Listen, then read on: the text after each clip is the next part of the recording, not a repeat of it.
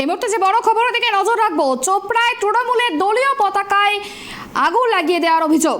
এই মুহূর্তের বড় খবর, চোপড়ায় তৃণমূলের দলীয় পতাকায় আগুন লাগিয়ে দেওয়ার অভিযোগ। প্রতিবাদে রাস্তায় আগুন জ্বালিয়ে অবরোধ তৃণমূলের। এই বিষয় নিয়ে আমরা কথা বলবো, আমাদের সঙ্গে টেলিফোন লাইনে রয়েছে আমাদের প্রতিনিধি বিক্রম।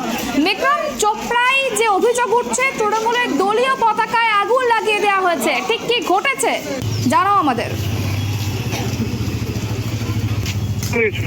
আজকে ভোর রাতে কিন্তু আন্দোলনের অভিযোগ করে তৃণমূল এবং বেশ কিছু ফ্ল্যাগ খুলে নেওয়ার অভিযোগ করে বিজেপির বিরুদ্ধে। এবং আজ ভোরবেলা যখন কিছু লোক মর্নিং ওয়াক করতে বের হয়, তখনই দেখে যে বিজেপির দুজন নেতা চোপড়া এলাকার পতাকায় আগুন লাগাচ্ছিল এবং এরপর তৃণমূলের নেতারা আসার পরে কিন্তু গোটা ঘটনা যখন দেখে, তারপরে কিন্তু তারা ক্ষোভে ফেটে পড়ে এবং এরপরে কিন্তু রাস্তা অবরোধ করে টায়ার জ্বালিয়ে কিন্তু বিক্ষোভ দেখায়।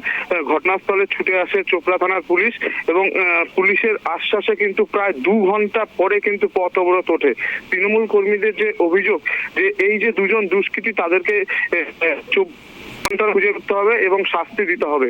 চোপড়া আগাগোড়ায় কিন্তু চোপড়া একটা ভোটে আসলে পরে কিন্তু একটু রাজনৈতিক উত্তাপ ওঠে এবং এই প্রথম কিন্তু ভোটের আগে আজকে কিন্তু উত্তপ্ত সৃষ্টি হয়েছে এবং যেই ঘটনা নিয়ে কিন্তু রীতিমতন চোপড়া এলাকায় কিন্তু মাঝিয়ারি এলাকায় চাঞ্চল্য ছড়িয়ে পড়ে এবং রাজনৈতিক চাপানোতর রয়েছে।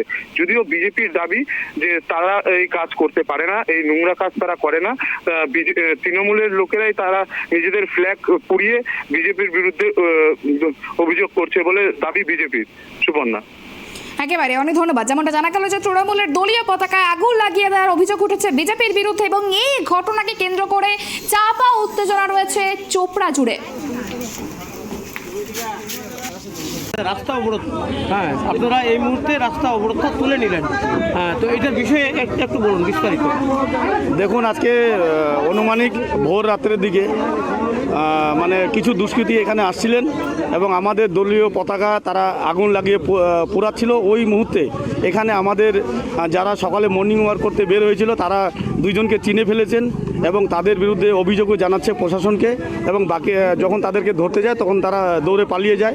তারপরে সকালে ওরা আমাদের নেতৃত্বকে সাথে সাথে ফোন করে, আমাদের সকল নেতৃত্ব একরামদা আকবর সহ আমরা সকল নেতৃত্ব এখানে উপস্থিত হই। হওয়ার পরে দেখি এখানকার যারা আজকে সাধারণ মানুষ আছেন এবং দলীয় কর্মী আছেন, সবাই উত্তেজিত হয়ে পড়েন যে এইভাবে একটা দলীয় পতাকা আগুন লাগিয়ে পুড়ে দেওয়া এটা খুব খারাপ জিনিস। তাই সবাই এখানে মানে রাস্তা অবরোধ করে তারপরে এখন প্রশাসন আসে এবং প্রশাসন থানা থেকে আসার পরে তারা কথা দিলেন যে যারা এই ঘটনার সাথে যুক্ত আছে তাদেরকে আমরা 24 ঘন্টার মধ্যে অ্যারেস্ট করব, এটা তারা কথা দিলেন। তাই আজকে আমাদের এই যে পথ অবরোধ সেটা আমরা উঠিয়ে নিলাম। দেখেন, ওরাই বলে মাঝি অঞ্চলের বিরোধী শূন্য, ওরাই আবার নিজের পতাকা। দেখেন, আমাদের এখানে কেউ টিএমসির পতাকা পুরাতে যাবে না, এত নোংরা রাজনীতি আমরা বিজেপিরা করে না। আজকে ওদের সব মাঝিলি অঞ্চল থেকে শুরু করে ওদের সব জায়গায় ওদের ব্যবসা বন্ধ হয়ে যায় বলে আজকে বিজেপির উপর আরোপ করছে। ওরা আজকে নিজের ব্যবসা বাঁচানোর জন্য নিজের পতাকা নিজে পুড়িয়ে দিয়ে আজকে বিজেপির উপর একটা সাধারণ মানে ক্লেম করছে, এটা কে চাপিয়ে দেওয়ার চেষ্টা করছে।